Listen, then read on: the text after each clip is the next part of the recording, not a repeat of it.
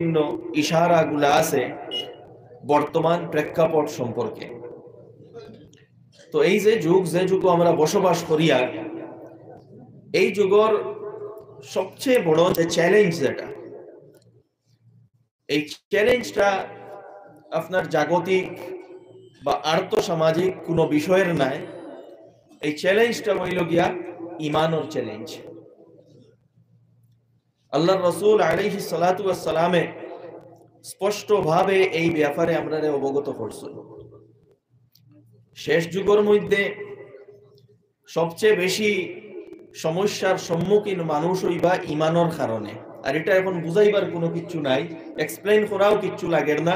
আমরা সবে বুঝি আর ইমানের কারণে কোন কোন সমস্যার আমরা সম্মুখীন হইতে লাগে।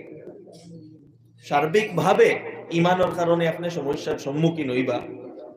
ইমানি যে প্রতিষ্ঠান যেগুলা, এগুলা সম্পর্কে আপনার সমস্যার সম্মুখীন হইব। ইমানের নেতৃবৃন্দ যারা, তারা সমস্যার সম্মুখীন হইবা। সার্বিক ক্ষেত্রে এখানে লুকাইল কিচ্ছু নাই। আমরা এই সবে এই জিনিসটা এক্সপেরিয়েন্স করি, আর বুঝাইবার কোনো কিছু নাই। তবে আমরা দায়িত্ব হইল সর্বপ্রথম নিজের ইমানকে মজবুত করা এবং ইমানের হেফাজত করা। আর আজকে যদি কোনো এক বিষয় আমরা সবচেয়ে বেশি সিরিয়াস হইতে হয়, এটা হইল ইমান। কিন্তু বড় আক্ষেপের সাথে হইতে লাগে, এত সব কিছুর পরেও আমরা দুনিয়ার সামান্যতম জিনিস লইয়া অনেক চিন্তার মধ্যে থাকি, সিরিয়াস থাকি, কিন্তু আমরা ইমান নিয়া এখনো আমরা সিরিয়াস নাই। আমরা এখনো মনে করি যে আমরা যে কোনো অবস্থায় মৃত্যুবরণ করলে ডাইরেক্ট জন্নত যাইমুগি। জানিয়ে রাখুন, যত আপনি আমল করেন না কেন, প্রত্যেক আমল বিশুদ্ধ হইতে হইলে ইমান শর্ত। যদি ইমান না থাকে তাহলে আপনার কোনো আমল কাজে লাগতো না। ইমান না থাকে জন্নত যাইতে পারত নাই। আর আল্লাহর রাসূল আলাইহিস সালাতু ওয়াস সালামে মানুষের বিভিন্ন স্তর বর্ণনা করতে গিয়া ফরমাইছেন, মিনহুম মান ইউলাদু মুমিনা ওয়া ইয়াহইয়া মুমিনা ওয়া ইয়ামুতু কাফিরা। অনেক মানুষ এমন থাকবা যে জন্ম মুসলমানের গড় হইব ইমানের হালত, যার জীবনও দিনদারি এবং ইসলামের হালত থাকব, কিন্তু মৃত্যু ইমান হারা হইয়া হইব। আল্লাহ রাসূল আলাইহিস সালাতু ওয়াস সালামে স্পষ্ট ভাবে আমরা সতর্ক করিয়া দিছ। তো আমরা যে যুগে বসবাস করিয়া, এই যুগ জানিয়া রাখুন, এই যুগ হইল দাজ্জালি যুগ, এবং এই যুগ হইল গিয়া ওয়ার্ল্ড অর্ডার চেঞ্জ হওয়ার যুগ। ওয়ার্ল্ড অর্ডার চেঞ্জ হওয়া শুরু হয়ে গেছে, এবং যার প্রারম্ভ এবং সূচনা হয়েছে বাইতুল মুকাদ্দাস এবং মসজিদে আকসার মেহনতের মাধ্যমে। প্রত্যেক যুগে এইরকম ওয়ার্ল্ড অর্ডার চেঞ্জ হয়, যার একটা উদাহরণ আমি তাই বুঝাইবার লাগি।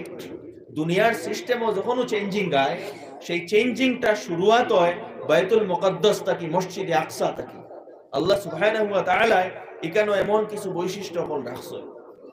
আপনারা জানেন যে আল্লাহ রাসূল আলাইহিস সালাতু ওয়াস সালাম যখন তানে নবী বানানি হইল, নবুয়ত দেওয়া হইল, এবং মানুষের কাছে দিনের দাওয়াত পৌঁছাইলা, বিভিন্ন ঘাত প্রতিঘাতের সম্মুখীন হইলা।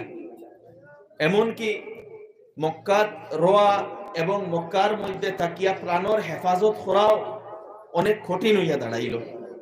আমরা জানি মক্কাত থাকা অবস্থায় আল্লাহ রাসূল আলাইহিস সালাতু ওয়াস সালামের সোশ্যাল বয়কটও করা হইল, সামাজিকভাবে বয়কটও করা হইল, খাওয়া দাবারও কিচ্ছু পাইছই না।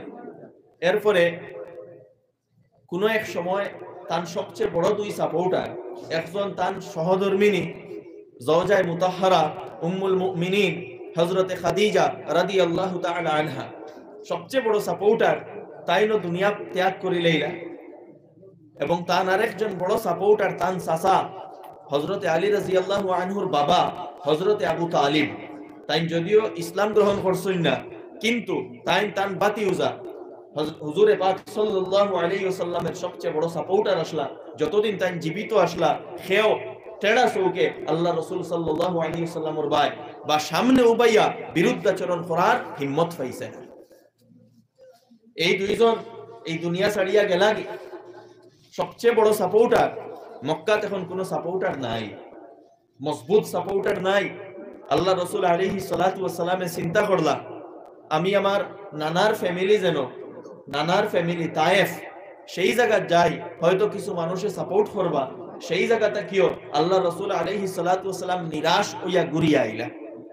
মানে প্রথমে এক শকিং, তার উপরে শক, গেল তান চাচা তান স্ত্রী তান্তানোর ইন্তেকালের কারণে তায়েফে যাওয়ার কারণে যে চ্যালেঞ্জের সম্মুখীন হইলা, যে নির্যাতনের সম্মুখীন হইলা, এর দ্বারা আরো একটু আল্লাহ রাসূল আলাইহিস সালাতু ওয়াস সালামে জিও খাইলা, মানে এই ব্যাপারে মানসিক ভাবে অনেক মানে নির্যাতিত হইলা। তখন এই সময় আল্লাহ রাসূল আল্লাহ সুবহানাহু ওয়া তাআলা চাইলা বা এই কথা ইরাদা করলা এখন পুরো ওয়ার্ল্ডের সিস্টেমরে চেঞ্জ করতা, এবং গের লাগি আল্লাহ রাসূল আলাইহিস সালাতু ওয়াস সালাম রে হিজরত করানি হইতো।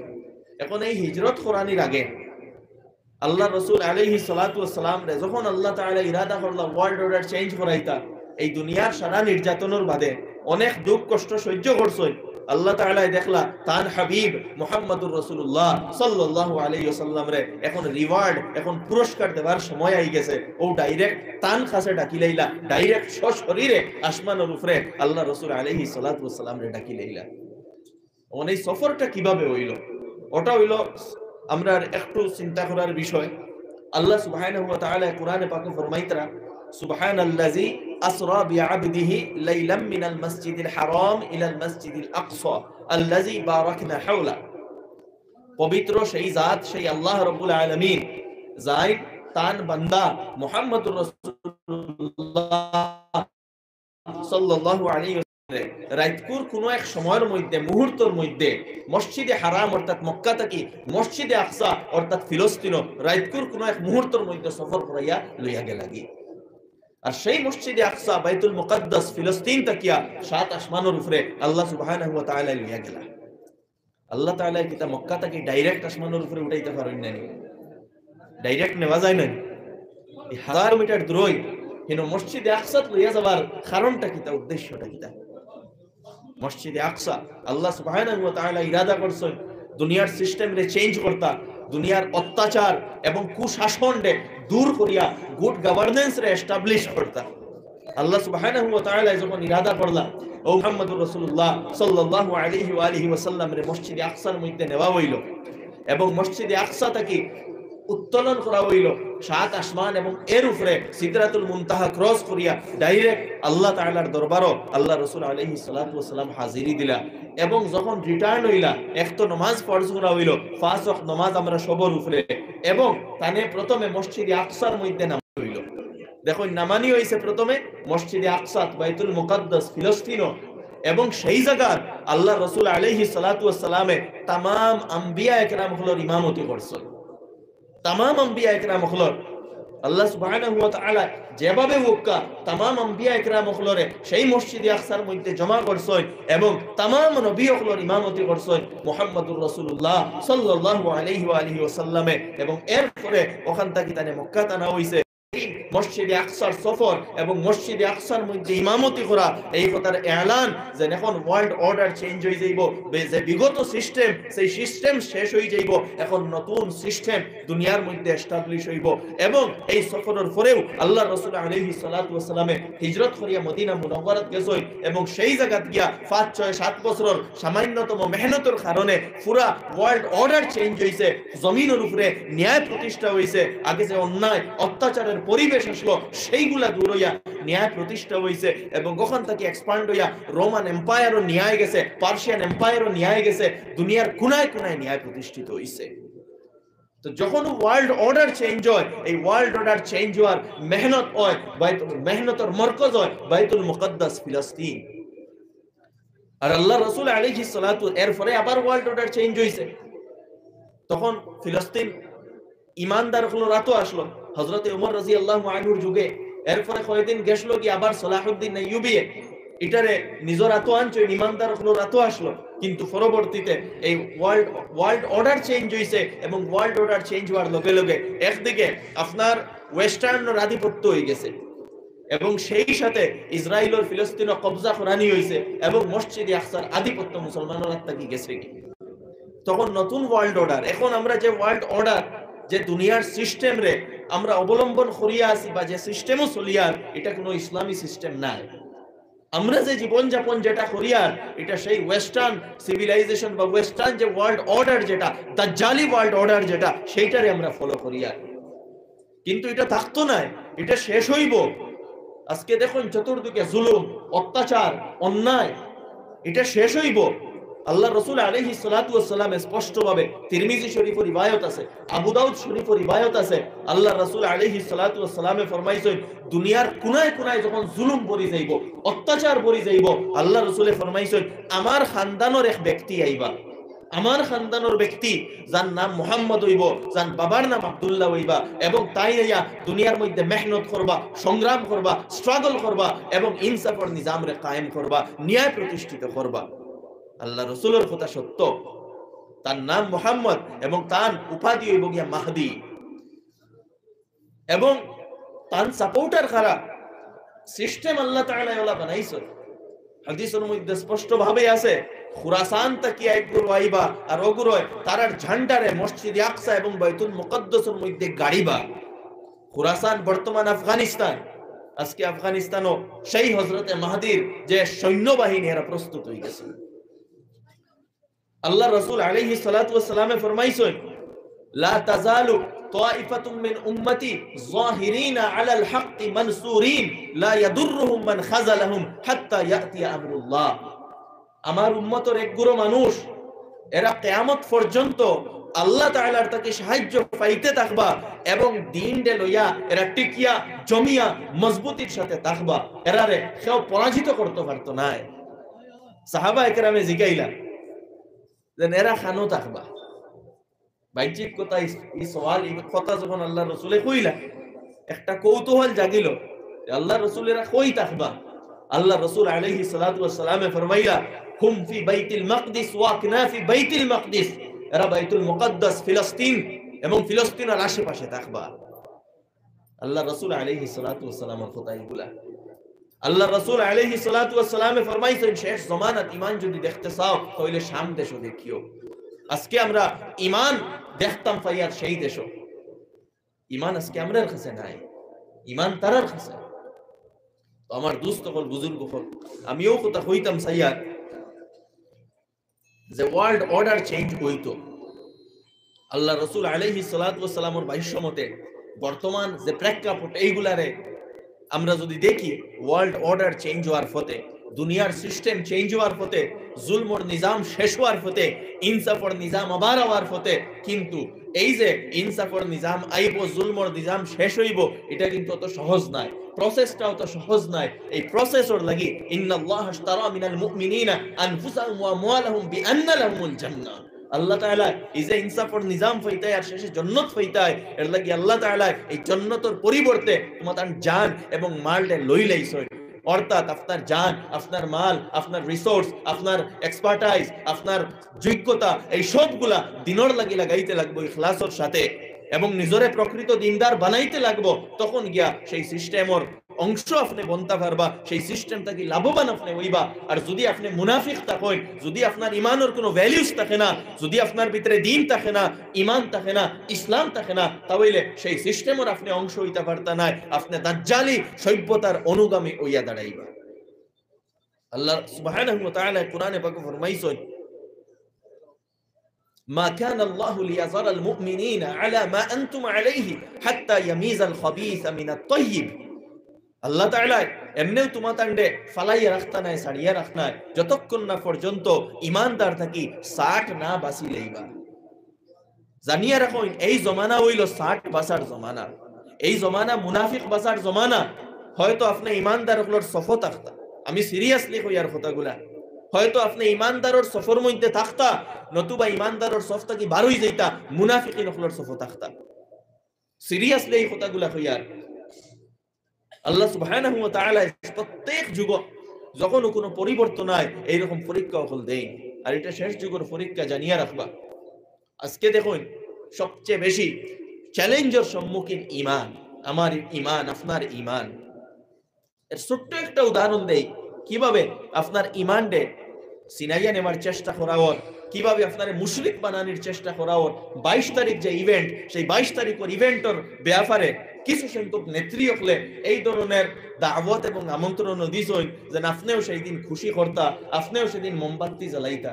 আরে ভাই এখানে খুশি কিতার মোমবাতি জ্বালাইতা, কিতা জুলমের উপরে কিতা আমরা মোমবাতি এবং খুশি করতাম নি, কিতা শিরকের উপরে মোমবাতি এবং খুশি করতাম নি।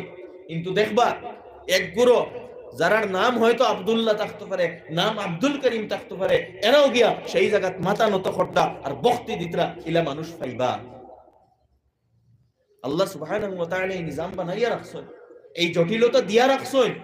একগুরোয় কুফর শিরকর সামনে মাথারে নত করবা, একগুরোয় জুলমর সামনে মাথারে নত করবা, এবং একগুরো দিন লইয়া মজবুত থাকবা, তারা ন্যায় প্রতিষ্ঠা করার চেষ্টা করবা, তারা ইনসাফের মেহনত করবা। আমার দোস্ত হল, বুজুর্গ হল, ইনসাফের মেহনত তো সহজ নাই। আমি কোরআনে পাকের আয়াত পড়িছিলাম, সূরা কাহাফের আয়াত। সূরা কাহাফ অত্যন্ত গুরুত্বপূর্ণ সূরা। আল্লাহ সুবহানাহু ওয়া তাআলা এই শেষ জমানার লাগি এই সূরারে নাজিল করছেন। দাজ্জালি ফিতনা থেকে ঈমানের হেফাজত করার লাগি এই সূরারে আল্লাহ তাআলা নাজিল করছেন। এই সূরার প্রারম্ভিক আয়াতগুলোর মধ্যে দাজ্জালি ফিতনা থেকে কিভাবে বাঁচা যায় এই ব্যাপারে কিছু নির্দেশ, কিছু গাইডেন্স দেওয়া আছে। আসহাবুল কাহাফ অর্থাৎ এমন কিছু যুবক হল যারা পাড়র গুহার মধ্যে লুকাইয়া নিজের ঈমানের হেফাজত করছিলেন। তারা সেই সময় তারা যে সিস্টেমের মধ্যে আসলা, সেই সময় যে ওয়ার্ল্ড অর্ডার আসলো, এবং তারা যে এলাকাতে আসলা, সেই এলাকার যে শাসন বা অ্যাডমিনিস্ট্রেশন আসলো, এটা ঈমানের এগেইনস্টে আসলো। ঈমানদারের উপরে জুলুম করা হইতো, অত্যাচার করা হইতো, ঈমানদারের গড়ে বুলডোজ করা হইতো, ঈমানদারের প্রতিষ্ঠানগুলোরে বন্ধ করা হইতো। সেই যুগ আসলো। মোট কথা ঈমান লইয়া চলা এটা বড় দায় আসলো সেই সময়। এটা সেই যুগের নবীর কিছু উম্মত হল, খাস বন্ধা হল, যারা এই কথা চিন্তা করলা যে যারা রকতা দিল আইলো যে আমরার লাগি তো ঈমান সবচেয়ে বড়। আজকে যদি ঈমান আমরার মধ্যে থাকে না, তাহলে আমরার চাকরি, আমরার ব্যবসা, আমরার ঘর, আমরার জমিন ইত্যাদি আমরা কিতা করতাম। তারার সামনে দুইটা অপশন আসলো, ইয়া তো সেই শাসনে তারা অনুসরণ করতা এবং তারার জমিন, তারার চাকরি, তারার ঘর এবং সুবিধা ফ্যাসিলিটিস সেইগুলারে উপভোগ করতা, নতুবা কড়াভাবে শাস্তির সম্মুখীন হইতা বা ঈমান হারাইতা। তারা সিদ্ধান্ত নিলা যে আমরার সামনে সবচেয়ে বড় ঈমান। আমরার চাকরি, আমরার ঘর বাড়ি, আমরার মাল দৌলত এগুলা কিচ্ছু লাগে না, আমরার ঈমানের হেফাজত করতে লাগবো। এবং মশওয়ারা করলা তাই সাতজনে মিলিয়া যে আমরা কিতা করতাম এখন, এখানে রইয়া তো ঈমানের হেফাজত হর না এবং অন্য কোনো খানো যাইতাম, এরকমও কোনো সুযোগ নাই। আল্লাহ সুবহানাহু ওয়া তাআলা দিল ডালিয়া দিলা তাই কইলা আমরা খানো যাইতাম, এটা আমরার দেখার নাই। আমরার দায়িত্ব হইল ঈমান দে হেফাজত করা, লক্ষ্য গন্তব্য কিতা এখানে আমরা জানি না, আমরা জানি উদ্দেশ্য ঈমানের হেফাজত করা। চলো আমরা বারোই যাই। সেই যুবক সকল বারোই গেলা ওখান থেকে, এবং বারোইয়া যাইতে যাইতে যাইতে যাইতে এক জায়গাত গিয়া তারা একটু ক্লান্ত হইলা এবং পাহাড়ের এক গুহার মধ্যে তারা আশ্রয় লইলা। ও আল্লাহ সুবহানাহু ওয়া তাআলা তারা যে ঈমান দে প্রাধান্য দিছই, তারা যে আখিরাতে প্রাধান্য দিছই, তারা যে সামান্য দুনিয়ার সম্পদ, চাকরি এবং সামান্য পয়সার বিনিময়ে নিজের ঈমানকে বেচিছই না, নিজের দিন বেচিছই না, দিনের লগে কম্প্রোমাইজ করছই না, তারা ঈমানকে প্রাধান্য দিছই, আখিরাতে প্রাধান্য দিছই। আল্লাহ সুবহানাহু ওয়া তাআলা তারার এই কুরবানিরে অত্যন্ত পছন্দ করছই এবং কোরআনে পাকে সেই ঘটনা তুলিয়া ধরছই যে শেষ জমানা তো এইরকম অবস্থা আইব, শেষ জমানা তো এইরকম কিছু পরিস্থিতি আইব যে সময়ও মানুষের এই ধরনের কুরবানি দিতে লাগবো। সেই শেষ জমানার আমরার লাগি আল্লাহ তাআলা আইডিয়াল হিসাবে, নমুনা হিসাবে এই ঘটনারে তুলিয়া ধরছই। আম হাসিবতা আন্না আসহাবাল কাহফি ওয়ার রাকিম কানু মিন আয়াতিনা আজাবা। হে নবী, আপনি কি তা এই কথা জানেননি যে আসহাবুল কাহফ ওয়ার রাকিম তারা আমার আজীব নিশানি হল। খেনে ইজ আওয়াল ফিতিয়াতু ইলাল কাহফি, তারা বারোইয়া কিন্তু তারার কোনো গন্তব্য নাই, খানো যাইবা এখান জানোই না, এক আল্লাহর উপরে ভরসা করিয়া তারা বারোইছই, পাহাড়ের গুহার মধ্যে তারা আশ্রয় নিছই এবং আশ্রয় নিয়া তারা কিতা করতা কিচ্ছু বুঝবাইতারা না। ও আত উঠাইছই না, আল্লাহর কাছে খান্দিছই না, কইছই ফাকালু রব্বানা আতিনা মিন লাদুনকা রাহমা। ও আল্লাহ, আমরা তো কিচ্ছু জানি না, খানো যাইতাম তোমার কারণে, তোমার দিনের কারণে আর ঈমানের হেফাজতের লাগি আমরা বারোই গেছি, তুমি আমরা উপরে তোলা দয়া আর মায়া করিলাও। ও হাইয়্যিলানা মিন আমরিনা রাশাদা, আর আল্লাহ আমরা সঠিক রাস্তা খান্তা দেখাও, কোন দিকে যাইতাম, কই যাইতাম, কিতা করতাম, কিতা প্ল্যানিং নিতাম, কিলা জুলুমের বিরুদ্ধে আমরা খাড়া হইতাম, কিলা ইনসাফের নিজামরে আমরা স্থাপন করতাম। আমরা কিচ্ছু বুঝ পাইয়ার না, আমরার কাছে রিসোর্স নাই, আমরার কাছে শক্তি নাই, আমরার কাছে বড় পার্টি নাই, আমরার কাছে টিম নাই, নাথিং আমরার কাছে। আমরা কিভাবে সঠিক রাস্তার মধ্যে চলতাম, কিভাবে আপনার দিনকে প্রতিষ্ঠা করতাম, কিচ্ছু বুঝ পাইয়ার না। আপনি সঠিক রাস্তা দেখাও। এই দোয়া করছেন আল্লাহ তাআলার কাছে। ও আল্লাহ সুবহানাহু ওয়া তাআলা দেখুন আল্লাহর নিজাম তান গায়বী নিজাম একরকম চলে। আল্লাহ সুবহানাহু ওয়া তাআলা তারার এক নিদর্শন হিসাবে বানাইবার লাগি, দুনিয়ার মানুষের সামনে নিদর্শন হিসাবে বানাইবার লাগি আল্লাহ সুবহানাহু ওয়া তাআলা দেখলা তারারেও পুরো আরাম দেই, কারণ তারাও বারোই গেছেন আর এখন কোনো মানুষ যাইবারও জায়গা নাই। তো কিতা করলা আল্লাহ সুবহানাহু ওয়া তাআলা ফাদরাবনা আলা